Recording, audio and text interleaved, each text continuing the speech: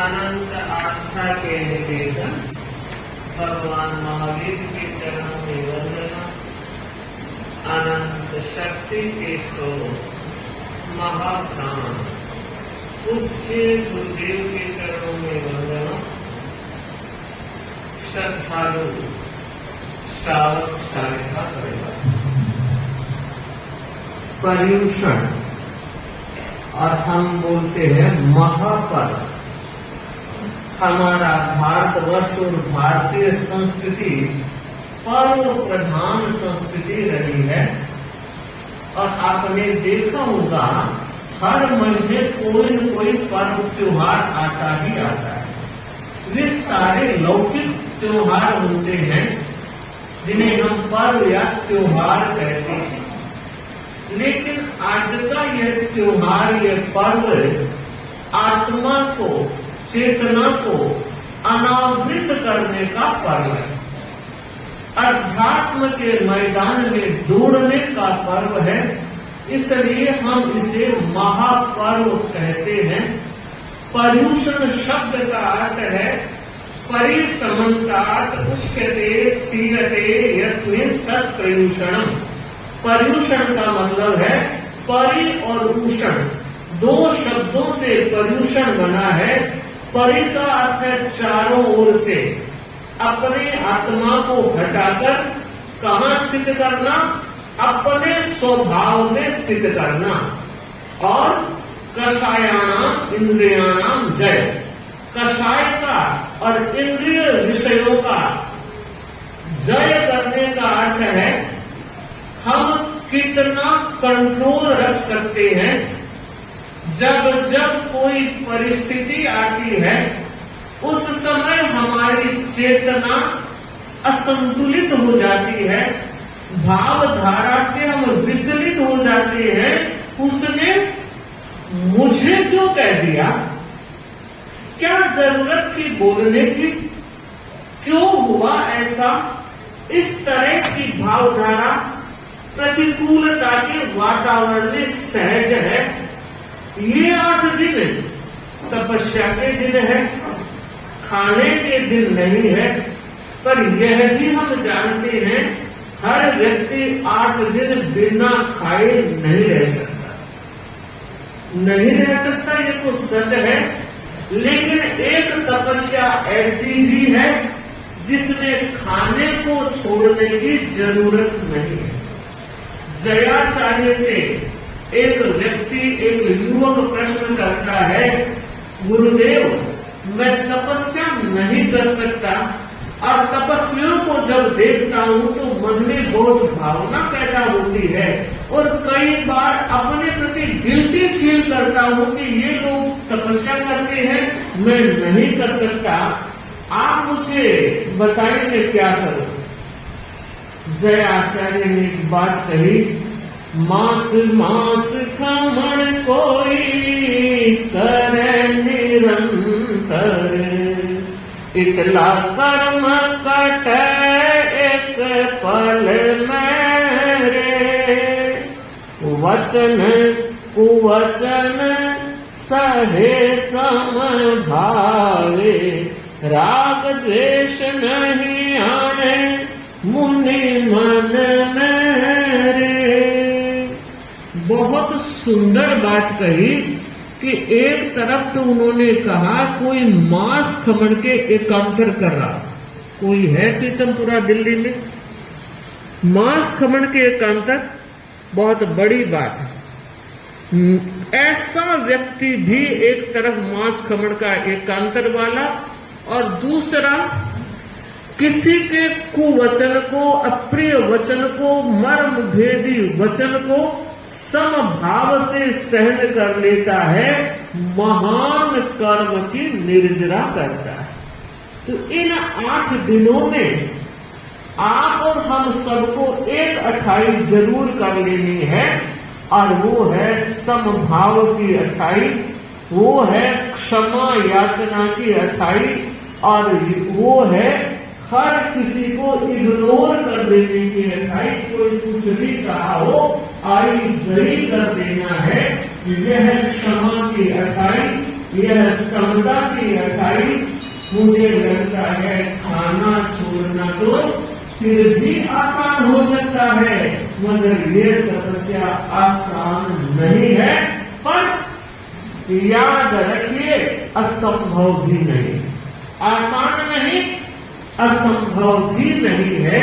इसलिए श्रावक और श्राविकाएं जो अन्य सारे नियम उपनियम हमारे पर्यूषण के हैं, उनकी समाराधना आप करेंगे। पत्रक आपको दिए हुए हैं, सारा व्यवस्थित लिखा हुआ है, उसे पढ़ना है, समझना है और करना है। ये पर्यूषण धर्ममय बने रहने का समय है। ये पर्यूषण धर्म को जीने का समय है। अब तक तो हमने बहुत बार पढ़ा है, समझा है, सुना है, देखा है, पर ये पर्व कहता है जियो। धर्म को जीने का उत्सव है और यह वह उत्सव है जो मुश्किल से जैन शासन को प्राप्त हुआ है। जैन समाज के सिवाय कहीं भी आत्मा को इस तरह केंद्रित करके, इस तरह आत्मा को मुख्यता दे करके कोई पर्व अगर मनाया जाता है और बड़ी विधि विधान के साथ मनाया जाता है, तो यह जिन शासन में ही मनाया जा रहा है। और तेरापंथ धर्म संघ में आचार्यों की विशेष ऊर्जा, आचार्यों का विशेष प्रेरणा पाथे और साधु साध्वियों की भी अपनी प्रेरणाएं श्रावक समाज को जागृत करती है, अध्यात्म की ओर उन्मुख करती है। हम चाहते हैं आज जितने भाई बहन बैठे हैं वो सच में अपने भीतर में धर्म के उस रूप को उजागर करने का प्रयत्न करें। अब तक तो हमने कितने मुखोटे लगा रखे हैं, उनको उतारना है और हमारे असली चेहरे का हमें दर्शन करना है कि हमारा असली चेहरा क्या है, उसे और अधिक निखारने का प्रयत्न करना है। ऐ गालिब एक भूल मैं रोज ही करता रहा, ऐ गालिब एक भूल मैं रोज ही करता रहा। पोंछना था चेहरे को मैं आईना ही पोंछता रहा, पोंछना था चेहरे को मैं आईना ही पोंछता रहा। समझ गई आप? आईना तो कितना ही पोंछ लो, चेहरा पोंछोगे तो अच्छी पिक्चर आएगी। हमें आत्मा के चेहरे को उजला बनाना है, पावन बनाना है, पवित्र बनाना है और उसका माध्यम, उसका साधन एकमात्र व्यक्ति की निर्मल भावधारा है। भावों की निर्मलता, भावों की मलिनता, ये दो धाराएं हैं। अब हमें निर्णय करना है, मलिनता से हटना है, पवित्रता की तरफ बढ़ना है, अंधेरे से हटकर उजाले की ओर बढ़ना है, आत्मिक उल्लास के, आनंद के अनुभव को जागृत करना है। और ये वही समय है, जागृत हो सकता है, हम जाग सकते हैं। और आज की परिषद कहना चाहूंगी इस बात की साक्षी है कि वो आत्मा को उज्जवल बनाना चाहते हैं। वरना 9 से 10 सवा 10 बजे तो वो रोज ही प्रवचन होता है, लेकिन ऐसी उपस्थिति तो रोज नहीं होती। काम तो जो कल थे वो ही आज है, वो आज है वही कल थे। कोई नए काम पहले नहीं थे कि पहले बहुत ज्यादा काम थे और आज हमारे पास काम नहीं रहे, ऐसा नहीं है। मगर आज जोर हमारा आत्मा ने और आपके भावों ने कि ये गोरख धंधे यूं ही चलते रहेंगे, जिंदगी में कामों का कहीं अंत नहीं आता है।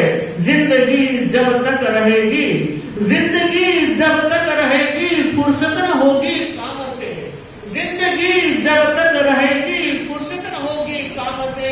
अरे कुछ समय ऐसा निकालो प्रेम कर लो राम से, कुछ समय ऐसा निकालो प्रेम कर लो राम से।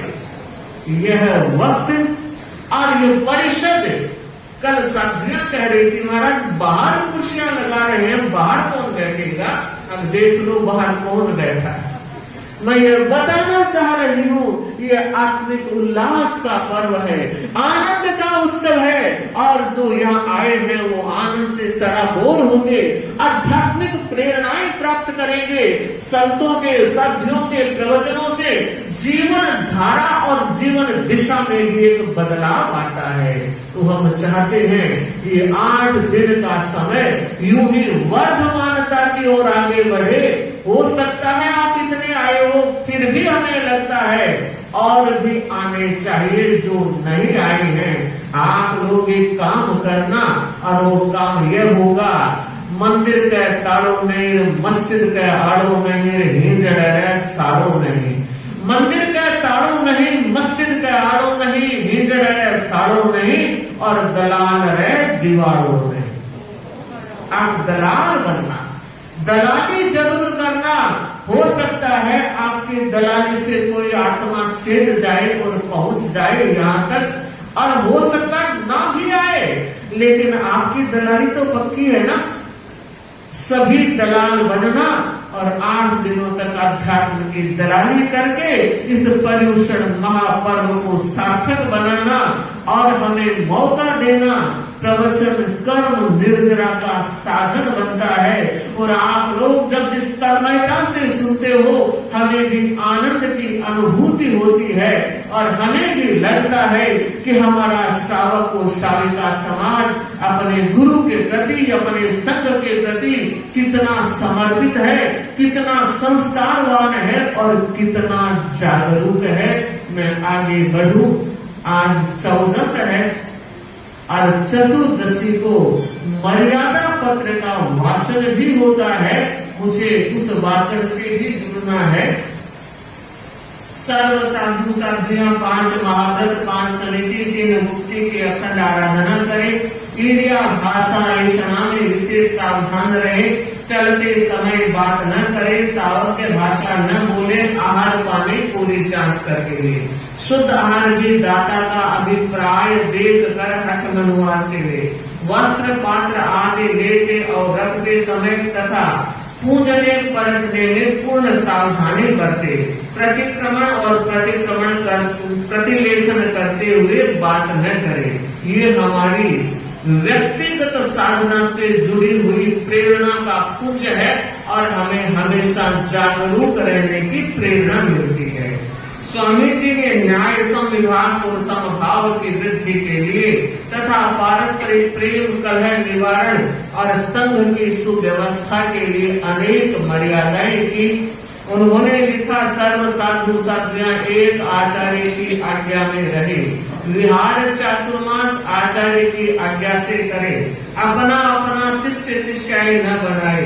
दीक्षित करने पर भी अगर कोई अयोग्य निकल जाए तो गण से अलग कर दे। आचार्य अपने गुरु भाई या शिष्य को अपना उत्तराधिकारी चुने, उसे सब साधु साध्वियां सहर्ष स्वीकार करे। आचार्य भिक्षु ने कितनी दूरदर्शी सोच का परिचय दिया। उस समय एक आचार्य की परंपरा प्रचलित नहीं थी। भगवान महावीर से लेकर अब तक की आचार्य परंपरा में एक आचार्य की परंपरा को प्राणवान करने वाले आचार्य भिक्षु को वंदना। उन्होंने एक आचार्य की परंपरा को सूत्रपात किया, पर लगता है एक नियम इतना मजबूत बनाया कि एक आचार्य की परंपरा पल्लवित हो गई। वो कौन सा नियम था कि कोई भी अपना अपना शिष्य शिष्याएं न बनाए। अगर यह नियम नहीं बनाया होता तो लगता है फिर आचार्य का एक नेतृत्व कैसे हो सकता था। जयाचार्य के जमाने की घटना, जयाचार्य ने देखा कि पुस्तकों का विभागीकरण होना चाहिए। कुछ जो पढ़े लिखे अग्रगामी थे उनके पास बहुत पोथियां थी। आज तो पुस्तकें बहुत उपलब्ध है, मगर 100-150 साल पहले ऐसी व्यवस्था नहीं थी। तो उन्होंने सोचा कि पुस्तकों का सम विभाग होना चाहिए, हर ग्रुप में कुछ पुस्तकें रहनी चाहिए। पूछा गया संतों को कि आप अपनी पुस्तकें जिनके पास नहीं है उन्हें कुछ देने का प्रयत्न करें, तो सबका मन नहीं। पुस्तकें तो हमारी है, हमने लिखी है, सारी मेहनत की है, हम कैसे दे सकते हैं? मैं यह बताना चाह रही हूं श्रावक समाज से, घर परिवार में भी कभी कोई ऐसी समस्या आ जाती है जिसे आप बदलना तो चाहते हैं, लेकिन परिवार के सदस्य टस से मस नहीं हो रहे हैं, नहीं बदल रहे हैं। सुने, जयाचार्य अगर आदेश दे देते तो क्या मजाल थी संतों की वो ना कह दे, लेकिन हर जगह आचार्य आदेश नहीं देते हैं, निर्देश की भाषा रहती है और कई बार सामने वाले के विवेक पर छोड़ देते हैं कि हमने ऐसा चिंतन किया है, और तुम्हारा कोई विचार हो तो बता दिया जाए। बंधुओं, उस समय जयाचार्य ने संतों की, अग्रगामी संतों की एक मीटिंग बुलाई, गोष्ठी आयोजित की, संगोष्ठी हुई, और उस संगोष्ठी में जयाचार्य ने पूछा कि आपके पास जो पुस्तक पन्ने हैं वो किसके निष्ठाय में है? तो क्या कहा? वो हमारी निष्ठाय में है, हमारे अपने हैं, हमारे हैं, हमारी निष्ठाय में है। अगला प्रश्न सुनिए, जयाचार्य ने पूछा आपके पास जो साधु है वो किसके है? अन्नदाता, ये तो पूछने की बात ही नहीं है, जन्म घूंटी के साथ हमें संस्कार दिए गए हैं कि तेरा पंथ का कोई संत, तेरा पंथ की कोई साध्वी गुरु और गुरुणी जी नहीं होगी, सारे शिष्य गुरु के ही होंगे। तो क्षमा अन्नदाता, वो तो सब आपके ही हैं। अब देखिए, एक मत में हो गए पोथी पन्ने हमारे और साधु संत आपके। अब जयाचार्य ने फरमाया कि जब साधु संत हमारे हैं, मेरे हैं, तो हमारे साधु संत आपके पोथी पन्नों का भार क्यों उठाएंगे? जिन जिन के हैं वो खुद भार उठाएगा, मेरे साधु भार नहीं उठाएगा। और बंधु, अकेला अकेवान कितना भार उठाएगा? वो तो सहगामियों का पूरा सहयोग रहता है, तभी व्यवस्थाएं समुचित रूप से आगे बढ़ती है। और बंधुओं, कुछ संतों ने तो उसी समय कह दिया, कमान दाता, ये पोथी पन्ने आपके चरणों में हाजिर है, आपको जैसे करना हो करें। और कुछ ने 2-4 दिनों के बाद सोचा और देखा इतना वजन तो हम अकेले नहीं उठा सकते। और बंधुओं, वो घड़ी और वो पल संघ के लिए कितना मंगलकारक बना, कितना कल्याणकारी बना। आज कोई भी साधु साध्वी ये नहीं कहता पोथी पन्ने मेरे। और हमारे यहाँ तो एक नियम बना हुआ है कि कोई भी साधु साध्वी 1 वर्ष से, 2 वर्ष से या 10 वर्ष से, हमने भी एक बार 9 वर्ष के बाद दर्शन किए हैं, जब भी कोई साधु संत गुरु के दर्शन करता है तो सबसे पहले वो समर्पण करता है, वंदे गुरुवरम, ये पोथी पन्ने, ये साधु साध्वियां और मैं सब आपके चरणों में हाजिर हैं। अब आप जहां रखे वहां रहने का भाव है। ये समर्पण बोले बिना हम लोग अग्रगामी साधु साध्वियां मुंह में पानी तक नहीं ले सकते। मुझे याद है, दीक्षा लिए बहुत थोड़ा समय हुआ था, गुरुदेव तुलसी बरड़ासर गांव में विराज रहे थे। एक साधुओं का सिंगाड़ा साध्वी विनय सिंह जी डोगरगढ़, जो अभी देवलोक गमन हो गया है उनका, वो दर्शन करने आई। सारी सुख साता खमत खाना सब बातें हो गई, पर समर्पण करना भूल गए, शब्दावली बोलना भूल गए। साध्वी प्रमुखासी जी विराजमान थे, गुरुदेव थे, हम छोटी साध्वियां थी। उस समय जब वो जाने लगी, तब गुरुदेव ने साध्वी प्रमुखासी जी को कहा, ये पानी कैसे पिएगी? और तब तत्काल याद किया गया कि आपने समर्पण नहीं किया। और उन्होंने कहा, गुरुदेव, उमंग में, उत्साह में ध्यान नहीं रहा। तो सच में ये हमारे धर्म संघ की छोटी छोटी मर्यादाएं हमें बहुत बड़ा आलंबन देती है। मैं कहना चाहूंगी श्रावकों, परिवारों में भी कुछ अनुशासन होना चाहिए, परिवारों में भी कुछ परिवार की मर्यादाएं होनी चाहिए, कुछ व्यवस्थाएं होनी चाहिए। इससे क्या होगा, परिवार का एकत्व बना रहेगा, परिवार का संगठन बना रहेगा और परिवार में समरसता बनी रहेगी। उसके लिए जरूरी है परिवार के जो बुजुर्ग हैं, परिवार में जो बड़े हैं अथवा परिवार को जो लीड कर रहे हैं, लीड ले रहे हैं, उनका दायित्व है कि परिवार में कुछ अनुशासन और व्यवस्थाएं बने रहनी चाहिए ताकि सबको आनंद में रहने का और आराम से जीने का अवसर उपलब्ध होता रहे। तो आज जो धर्म संघ में आनंद है, निश्चितता है, उसके कई कारणों में एक कारण, बड़ा कारण है आचार्य भिक्षु की ये मर्यादाएं। और उत्तरवर्ती आचार्यों को प्रणाम करती हूँ कि जिन्होंने, एक बाप बहुत कुछ कमाकर रख जाता है मगर पीछे बेटे अगर उतने होशियार नहीं हो तो बाप की पूंजी खा करके सड़क पर आ जाते हैं। ये हमारे तेरापंथ धर्म संघ का सौभाग्य है बंधुओं कि उत्तरवर्ती आचार्यों ने भी इस मर्यादाओं का मान बढ़ाया है, सम्मान बढ़ाया है। घटना, ऐसी अनेक घटनाएं हैं जिन घटनाओं के माध्यम से हम देख सकते हैं कि किस तरह से हमारे धर्म संघ में आचार्यों ने मर्यादाओं को प्राण प्रतिष्ठित किया है। न केवल प्राण प्रतिष्ठा ही, आज तो रविवार है, 11:15 तक बोल सकती हूँ या 10:30 तक ही? 11:15, ठीक है, फिर 5-7 मिनट सूचना हुई। तो मैं एक छोटी सी घटना का जिक्र करूं। विक्रम संवत 1938 जयाचार्य का अंतिम चातुर्मास जयपुर में, सावन बदी बारस एक पत्र लिखा हुआ जसोल पहुंचता है।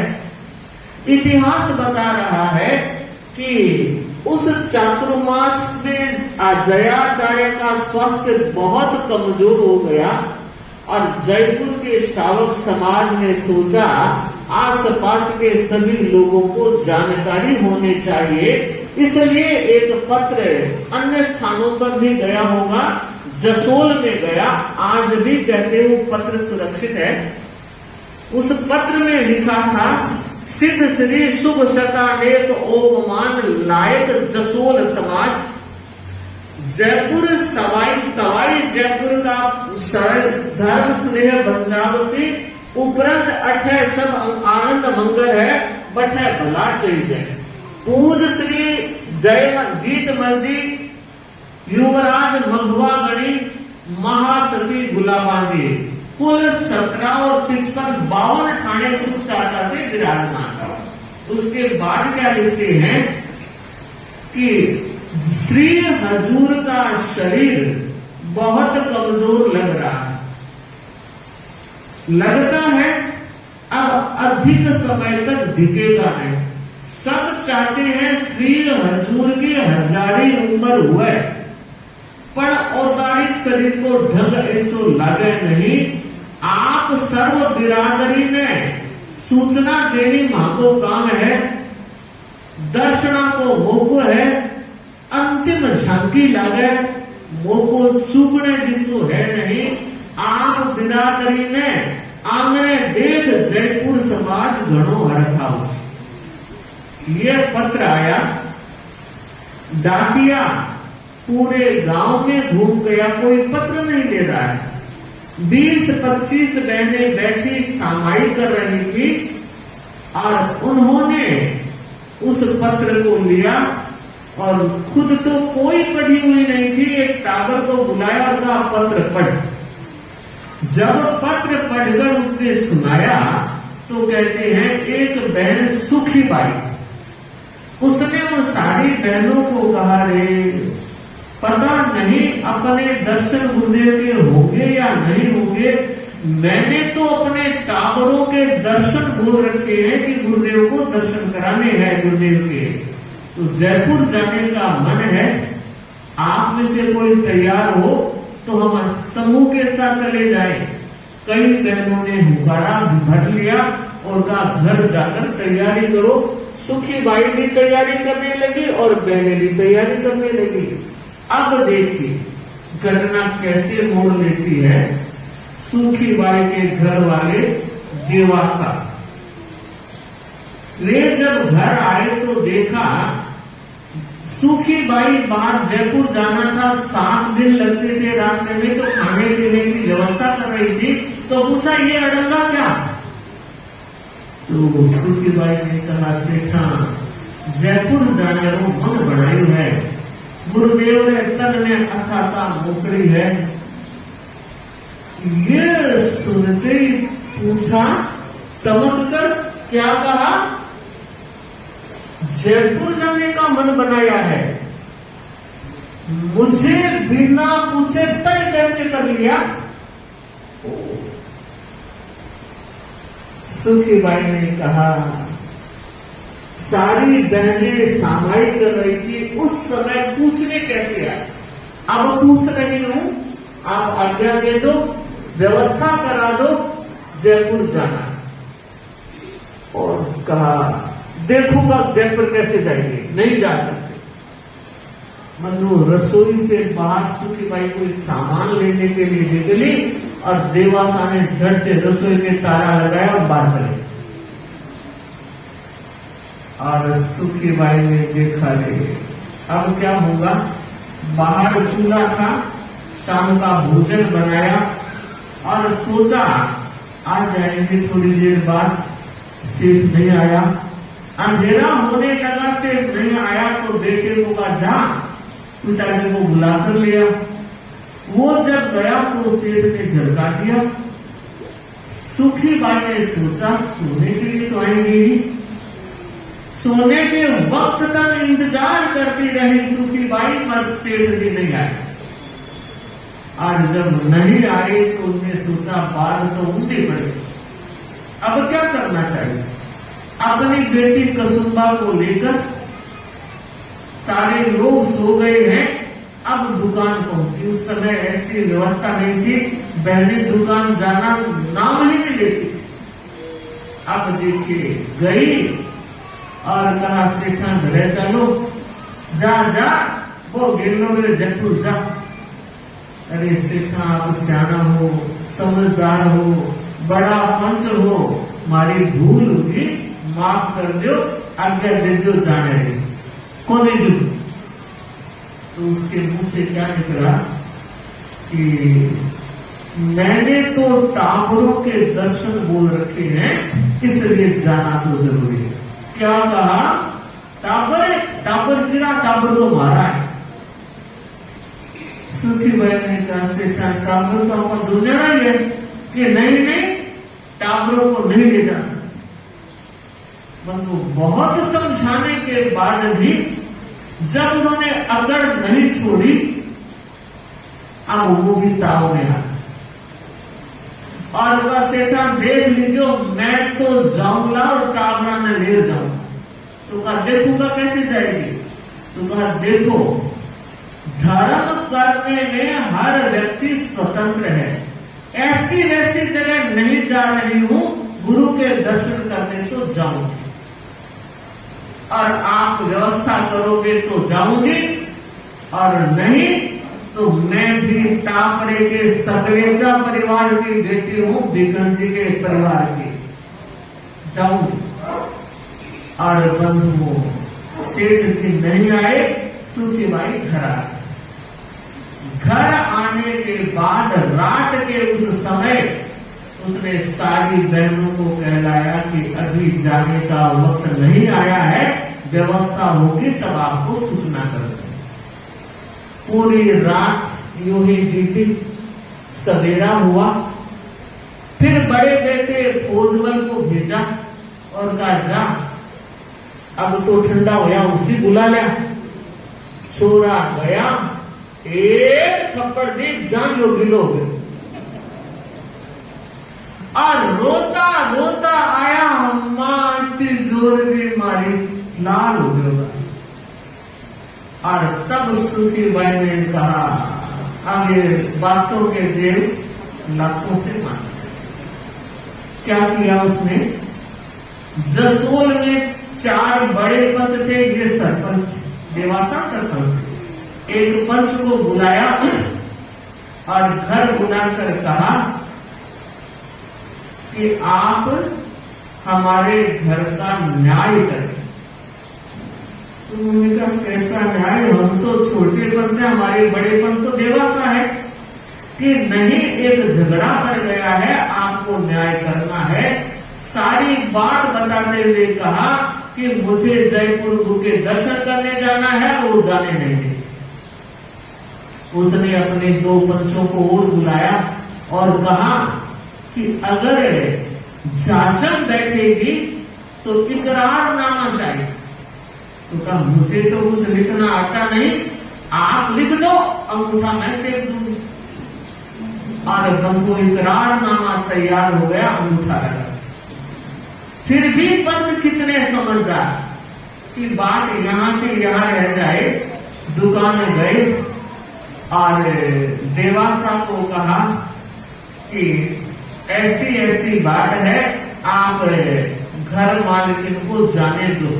गुरुदेव की तो दर्शन करके आ रही है कि थे कौन हमारे घर की पंचायत लेकर आना, आपा को चंद्रमा देख लीजिए। और पंचों ने कहा, सेठ जी इकरारनामा आ गया और साइन हो गए हैं, तो क्या लो मैं भी साइन कर दूं। देखियो, गुस्से में पता नहीं लगता मैं क्या कर रहा हूं।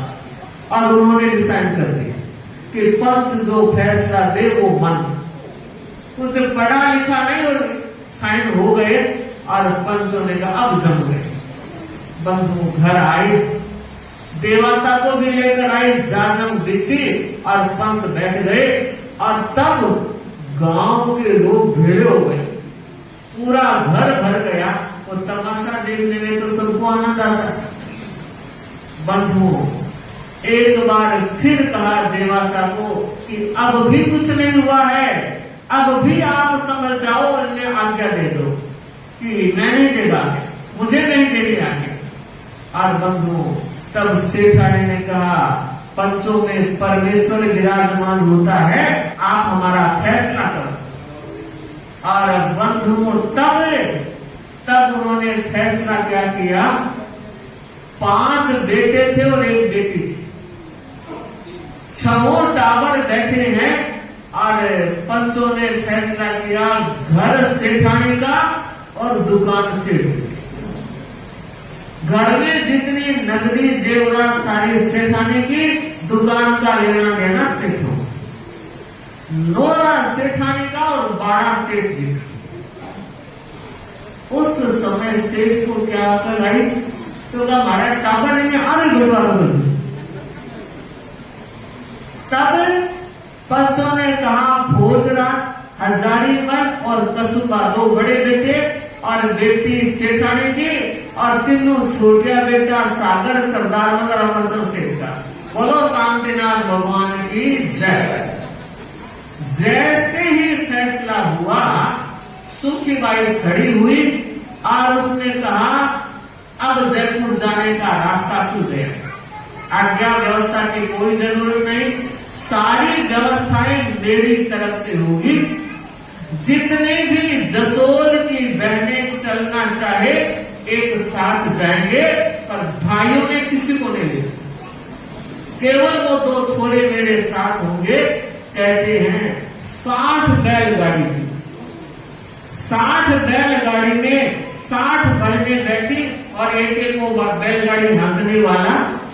और जसोल के बाजार से होती हुई दुकान पास में आई। सेठ जी देख रहे थे, जाऊं मैं जयपुर जाऊं सेठा। सबको लेकर वहां गई। 7 दिन रास्ते में लगे। वो जयपुर पहले सूचना करवा दी। वो गगरी मारवाड़ी वेश और वो हाथी दांत का चूड़ा सांगानाली गेट से घुसे। और जब जवेरी बाजार आया तो बहनों ने एक लाइन बना ली। पूज्य महाराज रे जय। वो हाथी गांव तो छोड़ो यूं जाए, लोगों ने देखा रे गगरी पलटन आई। पूरे उत्साह जुलूस के साथ जब वो वहां पहुंचे, उस समय मघवा गणित प्रवचन किया करते थे। गुरुदेव के तन में असाका थी, ऊपर विराज रहे थे।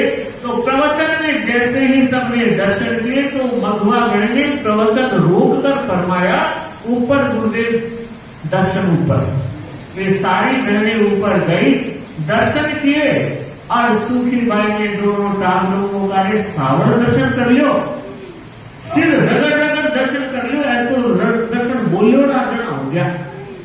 जयाचार्य ने ऊपर देखा, तब बहनों ने कहा महाराज घर में झगड़ा करके आए। और सारी घटना बहनों ने जब बताई तो कहते हैं जयाचार्य उस समय व्याख्यान में बताए और पूरी परिषद को घटना बताई कि ये बहनें यूं दर्शन करने के लिए इन सारी महिलाओं को लेकर आई। जयपुर समाज ने 5 दिनों तक विजमानी दी, सरकारी परमिशन के साथ पूरे जयपुर को घुमाया। और जब वो वापस जाने लगी, उस समय जयाचार्य ने फरमाया सुखी बाई दर्शन को काम होगी, सेवा होगी, अब विनम्रता बढ़ानी, बैर विरोध राग द्वेष राखड़ो नहीं, जाता है सेठा खबर खाना। 7 दिन वापस आने के लगे और रास्ता वही था, दुकान आई और सेठा ने सूखी बाई नीचे और कहा सेठा मैंने तो अपना काम कर लिया, गुरु महाराज ने फरमाया है राग द्वेष बढ़ानो नहीं, लो खाऊं गणा गणा खबर खाना है, अब घरे पधारो। जो देस्यो वो खास्यो, जो कैस्यो वो करस्यो, पूरो समर्पण, लेकिन धर्म ध्यान में स्वतंत्र। सेठ जी तो 15-20 दिन में गलत ही दाब गया। 3 टाबरा ने पालना है तो मामा हुए टाबरा ने पाल ले गए। त्यार ही बैठा, बाई त्यार बैठी, भाई लेन आ गयो बकेसे। और बंधु धड़ी लुगायारो झगड़ो इतो ही हुआ करे, से दोनों पासा एक काम एक हो गया। मगर इतिहास बता रहा है कि वो 6 टाबर जो थे वो तीनों बड़े फौजमल और हजारीमल और कसुम्बा, जब भी पूछा जाता आप किसके, कि सुखी बाई के, और पिछले दिन कहते देवास। बंधु और बहनों, मैं ये कहना चाह रही हूं कि हर व्यक्ति धर्म करने में स्वतंत्र है और कम से कम परिवार के हर भाई बहन का दायित्व है इसमें दखलंदाजी ना करे, खलल ना उपजाए, ताकि घर परिवार में आनंद बना रहे।